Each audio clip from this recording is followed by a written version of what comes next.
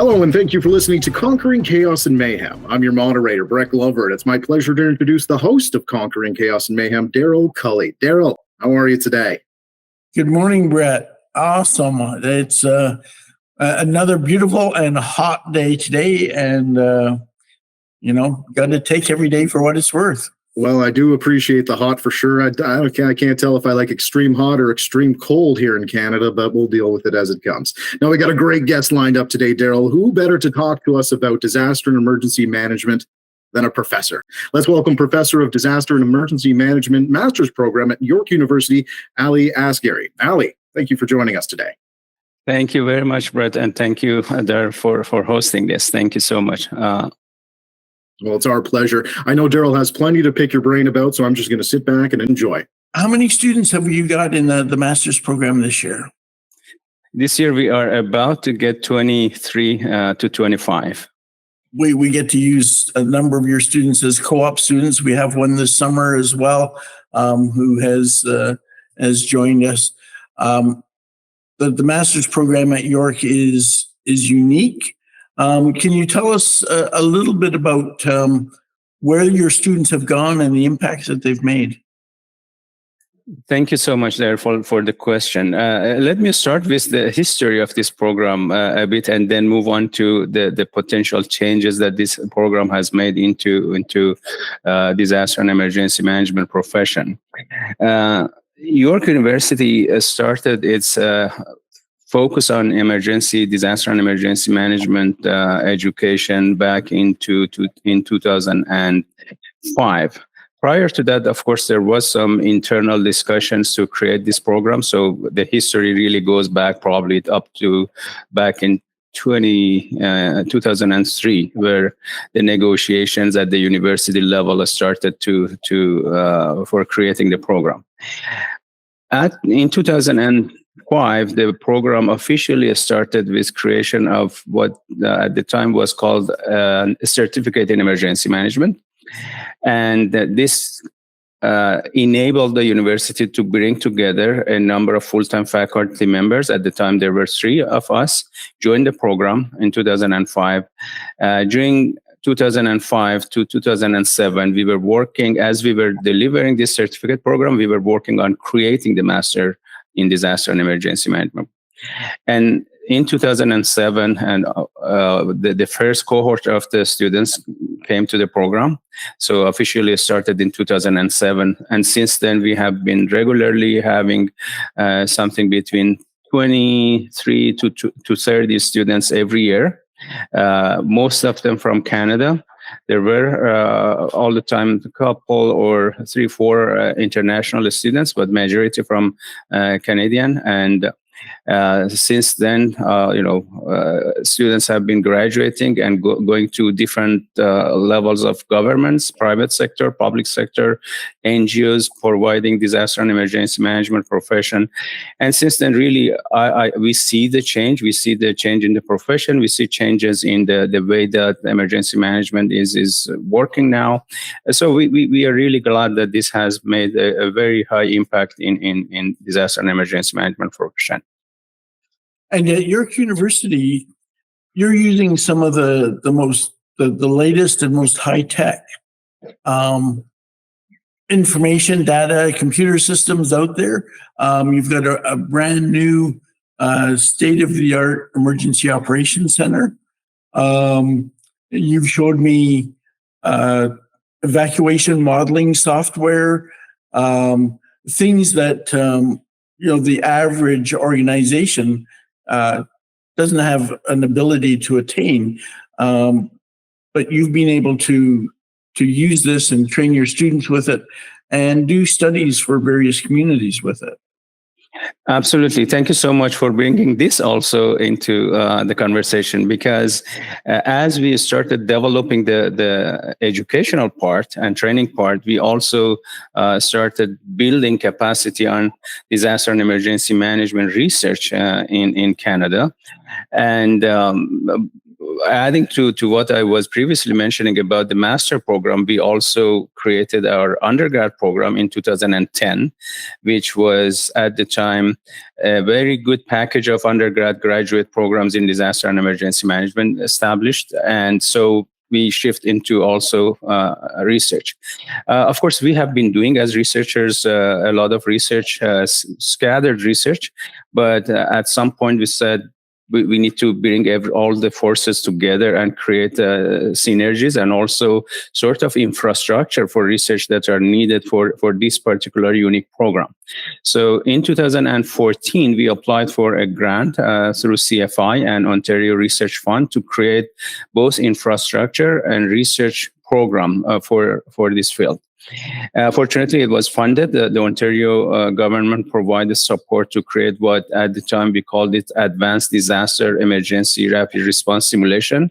A number of agencies, including Emergency Management Group, joined and supported creation of this program, research program. And this program consisted of three major components. The first component was, of course, the training and education. Using this facility, using this research to develop tools, technologies that are used in emergency management and emergency managers using them for training and education.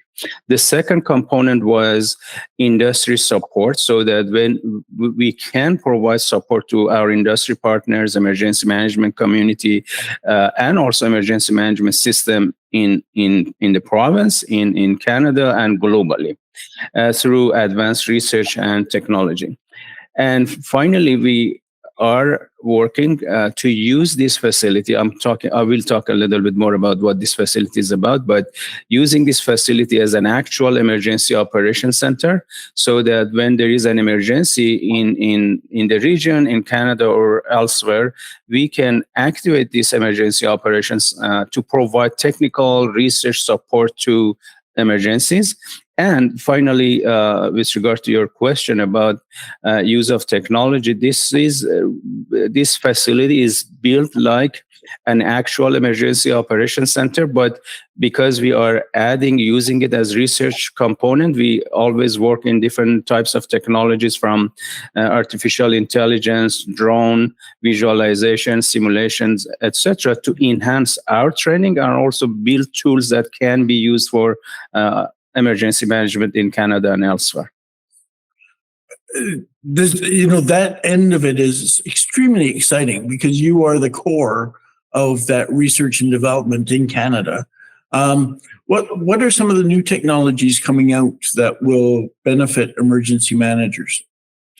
I think one can classify these technologies into a number of particular areas. Definitely one that is of very much interest nowadays is artificial intelligence. Artificial intelligence has been used in emergency management research and practice in the past. At least I've been using it for since 2008, 2009, but it hasn't been used like what we are now using from all different angles, basically because we have emergency managers work with a lot of textual data, tabular data, visual data.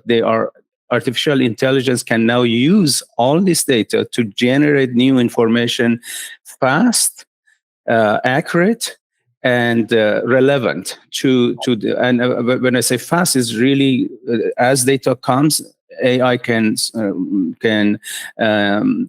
process those and provide some interesting feedbacks, whether this data is coming, for example, from social media or coming from text messages sent back and forth between emergency responders, or visual data coming from satellite, visual data coming from drone, visual data coming from pictures, etc. So this is one very major part that I think is now going to, not to say revolutionize, but going to transform emergency management to the next level. Although there are, we are mindful of potential additional risks that this generate, and we have to be mindful about that. So this is one technology that has its own, components and details.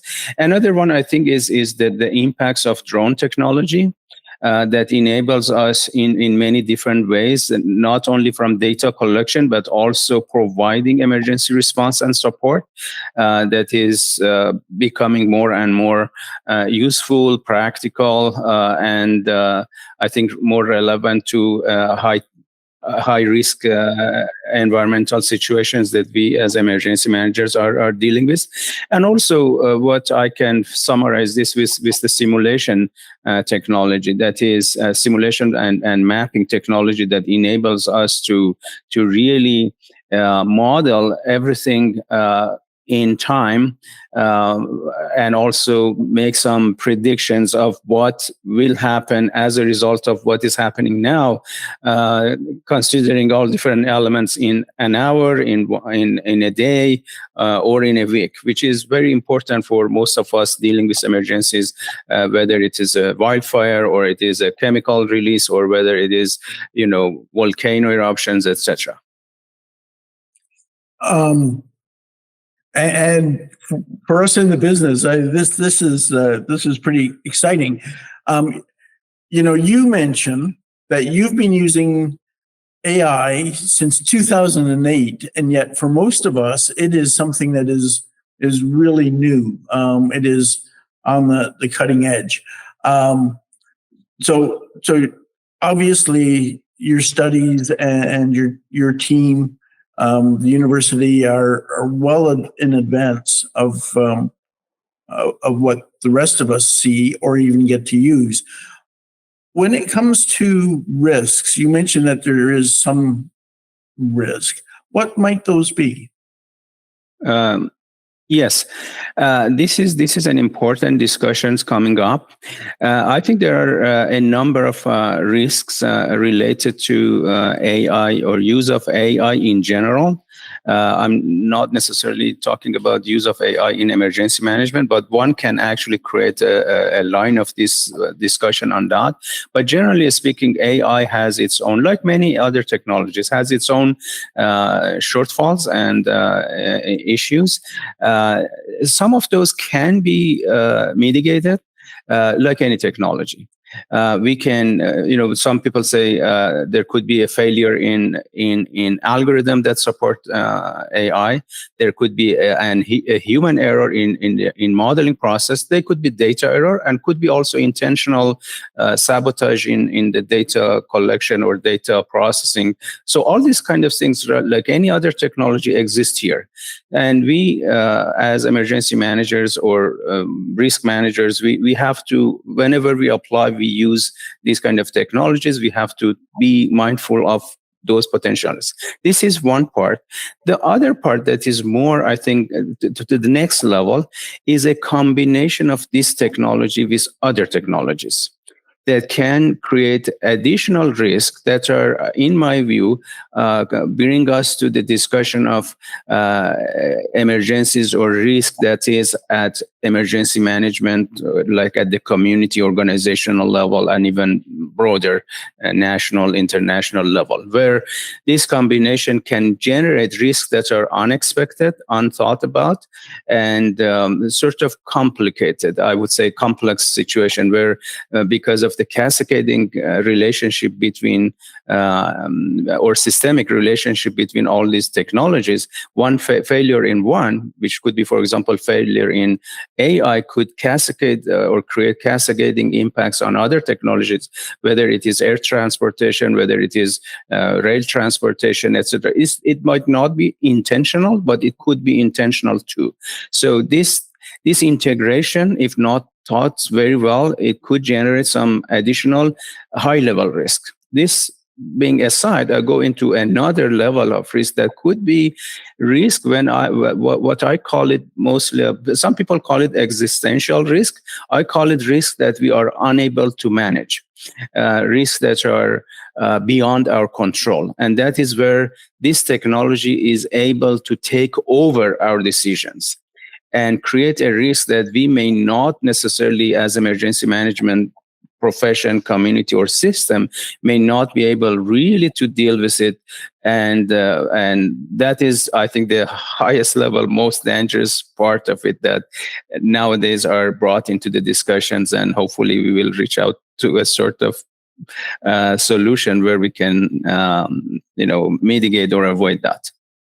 And so just like you said, with any technology, there's risks. And so it's having the university and people like yourselves study these can put mitigation or prevention in place before we get to some of these risks. Once you analyze them and see what those risks are. So having a research focus at the university in this area is a huge benefit, not just to responding to emergencies, but helping us avoid potential risks as well.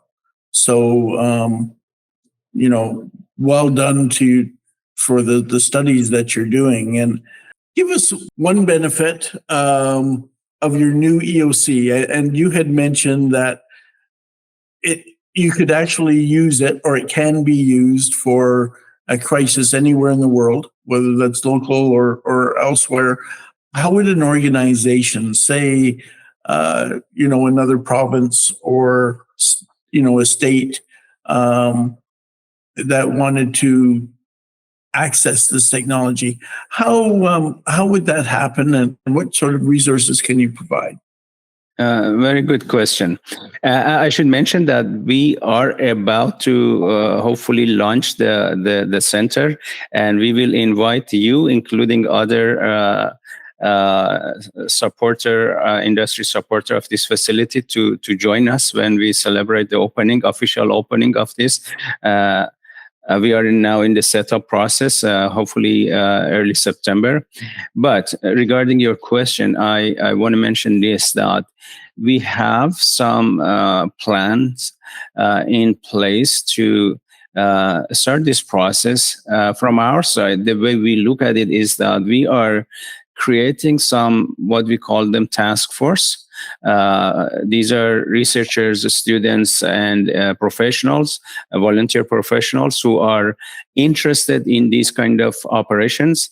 We group them into task forces where, depending on the type of emergency, level of emergency, as soon as something happens, of course, we will have a lot of training discussions, internal discussions with these task force groups. But assuming that these task forces are ready, as soon as something happens, depending on the type, we make a call to our task force leaders and groups to say, this is the event. We want to activate our emergency operations center for providing support to this particular incident. If anyone is available, interested to join the task force on site in our emergency operations center, they come, and then we start the rolling and providing the support. In terms of collaboration, we have already started building this collaboration so that the potential stakeholders, users are aware of this availability, this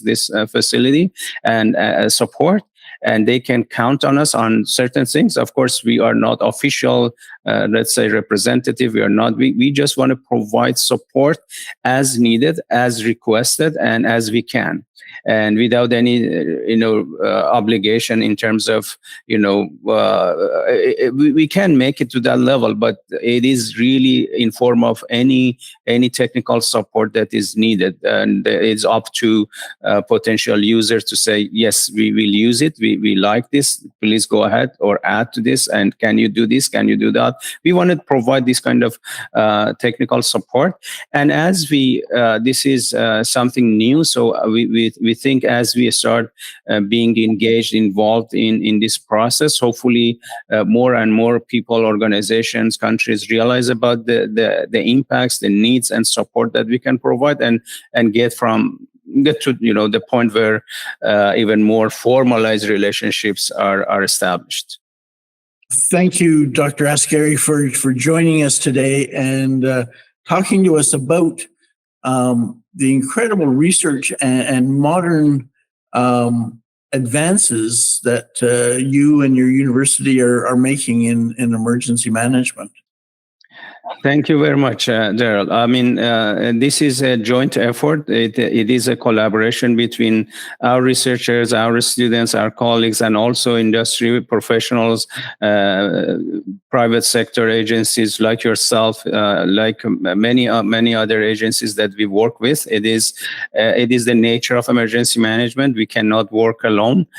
We have to work together, and I'm glad that this is one of the good examples where we bring in all levels of governments, all types of emergency management sector, private sector, public sector, and NGOs. We have regular conversations, meetings, discussions, and engagement with the group. Now, I want to finish with this that I'm sure you will also appreciate in terms of now, like last year, York University created what we call it Pan-University Disaster and Emergency Management Research Center. It's called Y-Emerge. That stands for York Emergency Management, Engagement, Response, and Governance, to cover emergency management research from multidisciplinary perspective, and by now it is the largest research institute in disaster and emergency management in Canada in terms of number of researchers from different disciplines involved, and we are really happy that ADERSIM is part of this initiative and hopefully working with all the community stakeholders, we get Canada to the next level of emergency management research and training. Well, that sounds like something to be proud of for sure, Ali. Listen, I just wanted to echo Darryl's thanks. We do appreciate you coming on today and sharing with us. And I'd like to thank our audience for joining us on Conquering Chaos and Mayhem. On behalf of our host, Darryl Culley, I'm Breck Lever. Thanks for listening.